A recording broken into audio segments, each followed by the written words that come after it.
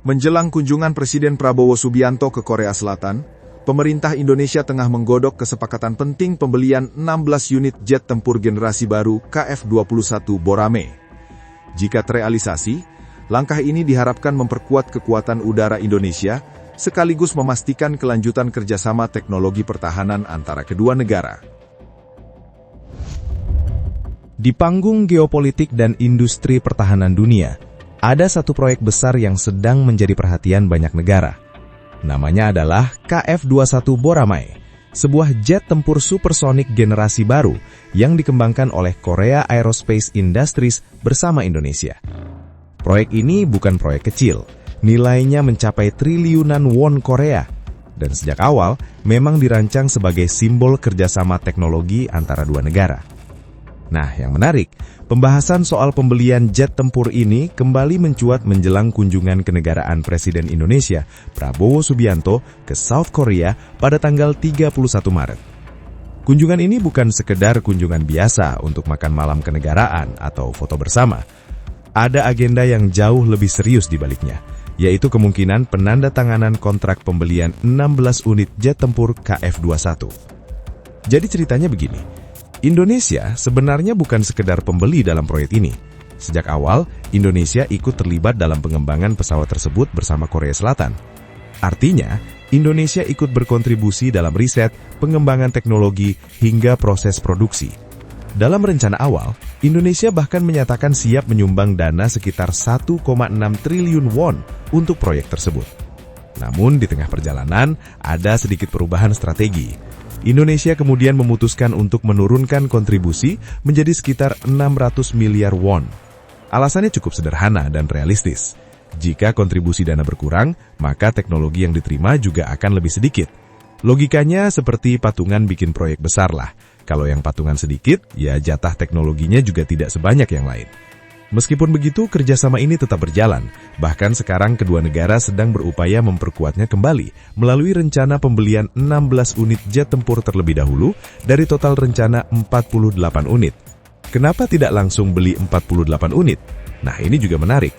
Indonesia tampaknya ingin mengambil langkah yang lebih hati-hati. 16 unit pertama ini bisa dibilang seperti tahap pembuka. Setelah itu baru dilihat bagaimana performa pesawatnya, bagaimana kesiapan operasionalnya, dan tentu saja bagaimana kondisi anggaran pertahanan ke depan. Situasinya juga makin menarik karena Indonesia dalam beberapa tahun terakhir cukup aktif berbelanja jet tempur dari berbagai negara. Dari Prancis misalnya, Indonesia sudah menandatangani kontrak pembelian jet tempur Dassault Rafale yang diproduksi oleh Dassault Aviation. Tidak hanya itu, Indonesia juga ikut dalam pengembangan jet tempur generasi baru dari Turki, yaitu TAI Kaan. Jadi kalau dilihat dari luar, strategi Indonesia ini seperti sedang membangun tim sepak bola udara, yang pemainnya datang dari berbagai negara. Ada yang dari Prancis, ada yang dari Turki, dan ada juga hasil kerjasama dengan Korea Selatan. Kembali ke cerita kunjungan kenegaraan tadi. Saat Presiden Prabowo tiba di Korea Selatan, ia dijadwalkan bertemu langsung dengan Presiden Korea Selatan, Lee Jae-myung. Pertemuan puncak mereka pada tanggal 1 April nanti tidak hanya membahas jet tempur saja. Topik yang akan dibicarakan cukup luas, mulai dari kerjasama teknologi masa depan seperti kecerdasan buatan atau artificial intelligence, pembangunan infrastruktur, perdagangan, investasi, hingga industri pertahanan. Jadi pembelian jet tempur ini sebenarnya hanya satu bagian dari hubungan strategis yang lebih besar antara dua negara. Yang membuat situasi semakin menarik adalah jadwal diplomasi yang sangat padat di Seoul pada waktu yang hampir bersamaan. Setelah kunjungan Presiden Prabowo selesai, Korea Selatan juga akan kedatangan tamu penting lain dari Eropa, yaitu Presiden Prancis, Emmanuel Macron.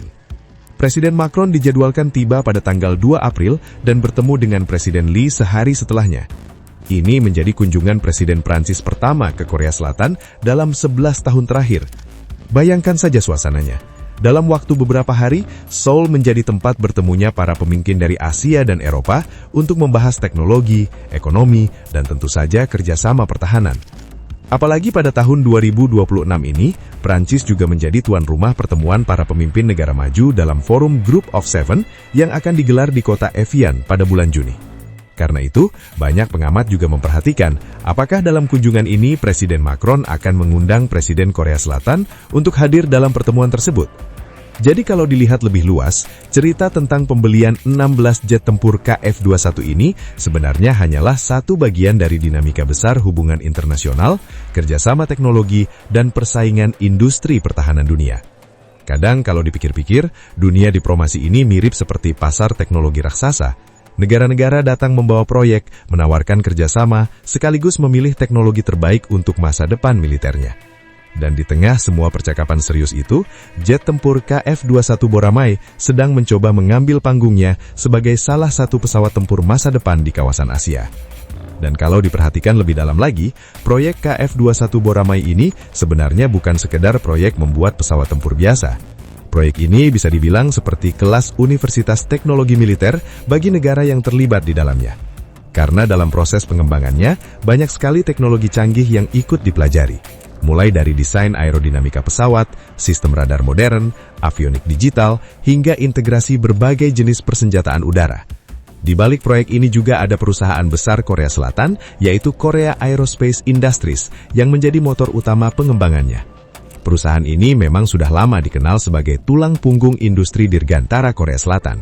Jadi ketika mereka mengembangkan KF-21, tujuannya bukan hanya membuat pesawat tempur baru, tetapi juga membuktikan bahwa Korea Selatan mampu berdiri sejajar dengan negara-negara pembuat jet tempur kelas dunia. Bagi Indonesia sendiri, keterlibatan dalam proyek ini sebenarnya memberikan banyak keuntungan strategis. Tidak hanya soal mendapatkan pesawat tempur baru, tetapi juga kesempatan belajar teknologi tinggi yang selama ini biasanya hanya dimiliki oleh negara-negara besar. Dalam dunia pertahanan modern, akses terhadap teknologi seringkali jauh lebih berharga daripada sekedar membeli produk jadinya. Bayangkan saja seperti ini. Kalau hanya membeli pesawat tempur jadi, ibarat membeli smartphone baru di toko, tinggal pakai, selesai. Tapi kalau ikut dalam proses pengembangannya, itu seperti ikut masuk ke pabriknya langsung. Bisa melihat bagaimana desain dibuat, bagaimana mesin dirakit, sampai bagaimana sistem elektroniknya diprogram. Disitulah nilai besar dari kerjasama ini. Namun tentu saja dalam perjalanan proyek besar seperti ini selalu ada dinamika. Mulai dari persoalan pendanaan, pembagian teknologi, hingga prioritas masing-masing negara yang kadang bisa berubah sesuai kondisi ekonomi dan politik dalam negeri. Indonesia misalnya, dalam beberapa tahun terakhir juga memperluas kerjasama pertahanan dengan berbagai negara. Salah satu yang paling menonjol adalah kontrak pembelian jet tempur Dassault Rafale dari perusahaan Prancis Dassault Aviation. Pesawat ini dikenal sebagai salah satu jet tempur paling modern di dunia saat ini. Di sisi lain, Indonesia juga ikut mendukung pengembangan jet tempur generasi kelima dari Turki, yaitu TAI Kaan. Jadi kalau dilihat sekilas, strategi ini terlihat seperti Indonesia sedang belanja di banyak toko. Tapi dalam dunia pertahanan, langkah seperti ini sebenarnya cukup umum. Negara biasanya tidak ingin terlalu bergantung pada satu sumber teknologi saja. Dengan bekerja sama dengan beberapa negara sekaligus, pilihan teknologi menjadi lebih luas dan risiko ketergantungan bisa dikurangi. Kembali lagi ke momen kunjungan kenegaraan yang akan berlangsung di Seoul.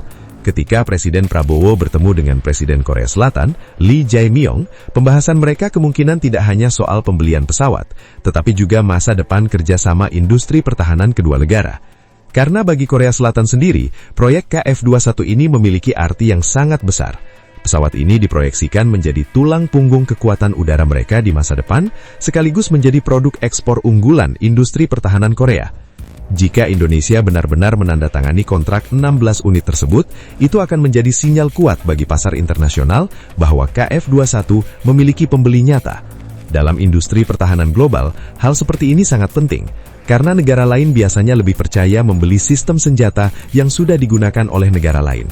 Dengan kata lain, Indonesia bisa menjadi semacam pembeli pertama yang membuka jalan bagi ekspor KF-21 ke negara-negara lain.